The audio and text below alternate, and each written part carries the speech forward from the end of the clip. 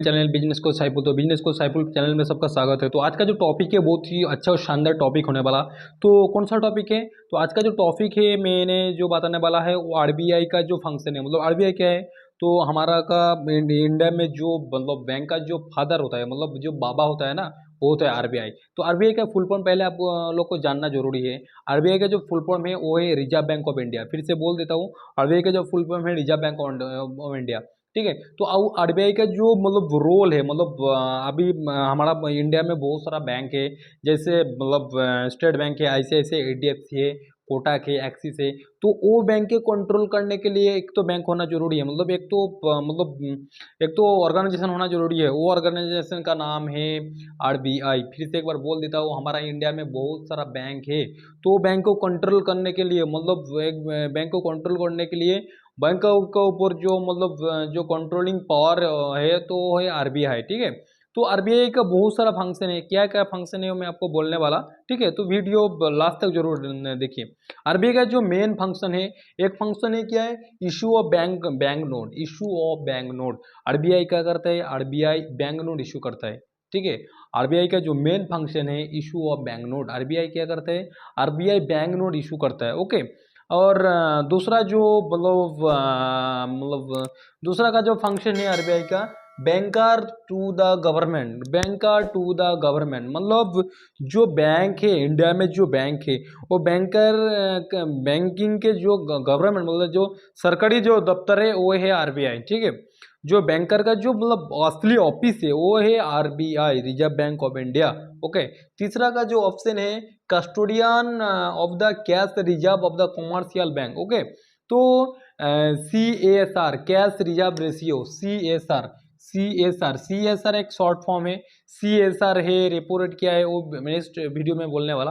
Okay. तो C S are का जो फुल फॉर्म है cash reserve ratio. Cash reserve ratio मतलब क्या होता है मैं आपको एक्सप्लेन करके देता हूँ। कैश रिजर्व रेशियो, मान लीजिए एचडीएफसी कैलकाटा का एक ब्रांच है। तो वो ब्रांच में 100 करोड़ का कैश है। तो 100 करोड़ रुपया वो खुद का पास नहीं रख सकता है। एक अमाउंट रहते हैं, वो अमाउंट सर्टेन अमाउंट रखने के बाद वो पूरा अमाउंट मतलब आईसीएमसी का जो मतलब फंक्शन रहता है, आईसीएमसी मतलब करेंसी चेस्ट। करेंसी चेस्ट क्या होता है? सपोज मान लीजिए ये कैलकाटा जोन है। कैलकाटा जोन में 100 बैंक है। 100 बैंक है, 100 एचडीएफसी का ब्रांच है। तो 100 एचडीएफसी का ब्रांच हो गया। तो वो ब्रांच का जो टोटल कैश है वो कैश एक जगह पे मतलब रहेगा। तो वो मतलब करेंसी चेस्ट बोला जाता है। तो वो करेंसी चेस्ट क्या करता है? फिक्स से आरबीआई में भेजा जाता है। देख लीजिए एक बार फंक्शन क्या है। मान लीजिए ए होता है आरबीआई। ठीक है। तो आरबीआई हो गया। ए हो गया currency chest, currency currency chest chest. Okay. और ए होता है बैंक, मतलब बहुत सारा बैंक है। ओके। ऐसा एचडीएफसी का एक ब्रांच है, एचडीएफसी का दूसरा ब्रांच है, एचडीएफसी का तीसरा ब्रांच है। ओके। तो एचडीएफसी का जितना सारा बैंक है वो बैंक का क्या करता है? ठीक है। तो वो बैंक का जो मतलब एचडीएफसी का जो समझ मान लीजिए 100 ब्रांच है। तो वो जो ब्रांच का जो टोटल कैश है वो कैश करेंसी स्टेज में चला जाता है। करेंसी स्टेज देने के बाद वो पैसा सॉर्टेड होता है। सॉर्टिंग मतलब कोई फेक नोट रहते हैं, कोई म्यूटिलेटेड नोट रहते हैं। वो नोट मतलब सॉर्टेड होने के बाद आरबीआई के पास चला जाता है। ओके। तो ये हो गया C S R, currency reserve ratio. Okay. 3 number, 4 number का जो ऑप्शन है custodian of country forex reserve. Custodian of currency forex reserve. Okay. एक पॉइंट एक बार बोल देता हूँ। फॉरेक्स फॉरेक्स फॉरेक्स का जो फुल फॉर्म है, फॉरेक्स का फुल फॉर्म है foreign exchange. Foreign exchange, F O R E X. Forex का फुल फॉर्म है फॉरेन एक्सचेंज।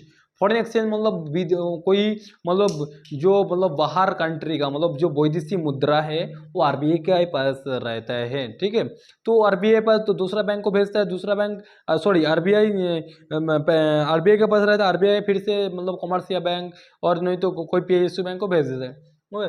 और कंट्रोलर ऑफ द क्रेडिट मतलब आरबीआई क्या करता है? कंट्रोलिंग पावर रखता है जो खुद का जो सपोज मान लीजिए आप होम लोन ले रहे हैं। होम लोन का जो वैल्यू है जो आप सपोज मान लीजिए आपका पास एक होम है।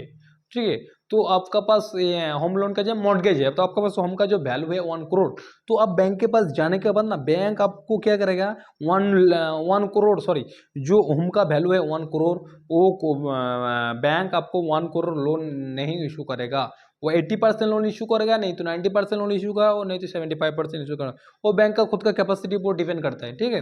तो वो हो गया कंट्रोलर ऑफ द क्रेडिट, ठीक है। इशू ऑफ बैंकिंग लाइसेंस एक बहुत बड़ा पॉइंट है, issue of banking licence. RBI क्या करता है, आरबीआई बैंकिंग का लाइसेंस इशू करता है। बहुत सारा बैंक है, ठीक है, जैसे पेमेंट बैंक है, कॉमर्शियल बैंक है, स्मॉल फाइनेंस है, मल्टी स्टेट शेड्यूल बैंक है, पेमेंट बैंक है। तो जितना सारा इंडिया में बैंक है, तो वो इंडिया का जो बैंक का जो लाइसेंस जो देता है ना, वो है आरबीआई। ओके, एक बार फिर से बोल देता हूँ, इंडिया का बहुत सारा बैंक है, जो बैंक का जो पप्पा बोला जाता है, जो सेंट्रल बैंक भी बोला जाता है, वो है RBI, reserve bank. Reserve bank चाहेगा तो कोई बैंक का लाइसेंस दे सकते हैं, और कुछ गलत भी होगा कोई बैंक का साथ, लाइसेंस मतलब ले सकते हैं, लाइसेंस दे भी सकते हैं, लाइसेंस ले भी सकते हैं, वो आरबीआई का पार हो गया। ओके, एक और ऑप्शन है leader to the commercial bank, commercial bank को लीड करता है। ओके, एक और फंक्शन है, देख लीजिए, आरबीआई का बहुत सारा फंक्शन है। मान लीजिए एक्सिस बैंक है, आईसीआईसीआई है, एचडीएफसी है, एसबीआई है, तो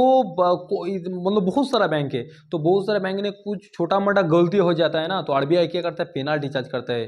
वो पेनाल्टी तो आरबीआई के पास चला जाता है खुद ही, कोई मतलब कोई रोक नहीं सकता। एक बार फिर से बोल देता हूँ, आरबीआई का जो फंडा है ना, बहुत ही हार्ड है। जैसे आप सोच रहे हैं ना, कोई सोच रहा है आरबीआई ऐसा है तो उसका छोटा मोटा कोई टॉपिक, ऐसा तो नहीं है। आरबीआई का जो फंक्शन है ना, बहुत सारा फंक्शन है, तो मैं 2-4 बोला आज, एक बहुत सारा बोलने वाला, बहुत कुछ बाकी है अभी, ठीक है। तो आप वीडियो पे बने रहिए, मैं दिखाने वाला, मेरे चैनल के साथ जुड़े रहिए।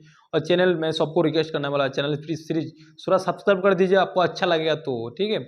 और देख लीजिए, एक बार फिर से बोल देता हूँ, आरबीआई का बहुत सारा फंक्शन है। एक बार जो फंक्शन है, असली फंक्शन है, issue of bank note, bank note RBI issue करता है। ओके, और दूसरा का ऑप्शन है लाइसेंस देता है बैंक को। कोई बैंक ओपन करनी है, छोटा मोटा सर्टेन अमाउंट डिपॉजिट करना पड़ता है, security money, according to security money आपको आरबीआई के पास जमा करना पड़ता है। वो बेसिस के आरबीआई आपको लाइसेंस पे करता है। तो आरबीआई का लाइसेंस लेने के लिए ऐसा कुछ मतलब छोटा मोटा पार्ट नहीं है, बहुत बड़ा पार्ट है आरबीआई का लाइसेंस लेने के लिए, ठीक है। तो ये हो गया। और मतलब कोई बैंक का और एक ऑप्शन है, कोई बैंक का लोन का रिक्वायर्ड रहता है, तो बैंक क्या करता है, कोई बैंक का लोन का, सपोज मान लीजिए एसबीआई का बहुत बड़ा बैंक है, इंडिया का जो टॉप लेंडर बैंक है अकॉर्डिंग टू पीएसयू, तो वो है एसबीआई। तो एसबीआई का लोन का जरूरत है, तो क्या करेगा, क्या किसके पास जाएगा, तो आरबीआई के पास जाएगा, ठीक है। तो आरबीआई लोन भी दे सकते हैं, मतलब बैंक को लोन देगा, कोई कस्टमर का कोई क्लाइंट को लोन देगा नहीं, ठीक है। ये हो गया आरबीआई का फंक्शन है, ठीक है। तो बहुत सारा फंक्शन देखा है, मैंने बोल दिया। तो बैंकर टू द गवर्नमेंट हो गया, custodian of the cash reserve commercial bank हो गया, और controller of the credit and issue of the banking license issue करता है, ठीक है। तो वीडियो कैसे लगा मेरा कमेंट सेक्शन में बता दीजिए, और कुछ क्वेरी रहेगा तो मेरा कमेंट सेक्शन में बता दीजिए, और मेरा को आगे जानने के लिए हेल्प करिए। चलिए, जय हिंद।